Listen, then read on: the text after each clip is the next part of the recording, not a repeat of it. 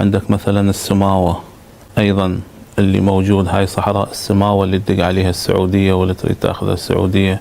على شنو تريد تاخذها السعودية؟ استثمار، باعتبار أنها صحراء مليئة بالثروات، وكل المحافظات هالشكل. الغاز اللي موجود بالأنبار واللي موجود بكركوك واللي إلى الآن ما جاي يستثمرون استثمار صحيح. كل محافظة بالعراق هي بها ثروات، لكن المشكلة أنه ماكو نظام صحيح ولا أكو استثمار صحيح لهذه الثروات. حتى بعض الموارد اللي صار بها استثمار ما أدري هذا الاستثمار وين راح، يعني الاستثمار صار لأشخاص معينين، يعني مو للدولة. الدولة ما لها علاقة بالاستثمار. لذلك تشوف أنت جاي تصير عندنا هاي الظاهرة مال الغني يزداد غنى والفقير يزداد فقرا.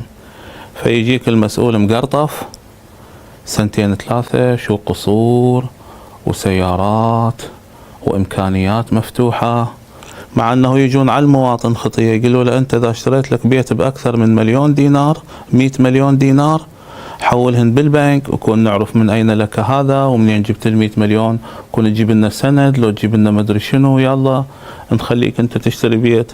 زين أنت قدامك هذا المسؤول اللي قام يذب المليار كان ما مسوي شيء. خب هذا سئله من أين لك هذا؟ يعني هاي من أين لك هذا بس على الفقير إذا اشترى له بيت بأكثر من 100 مليون. فأنت لما تجي هذا النظام، يعني النظام بالعراق، النظام الكل انظلم بهذا النظام والكل انظلم بهذه يعني المنظومة اللي هي موجودة عند المناطق الجنوبية وعند المناطق الوسطى وعند المناطق الشمالية.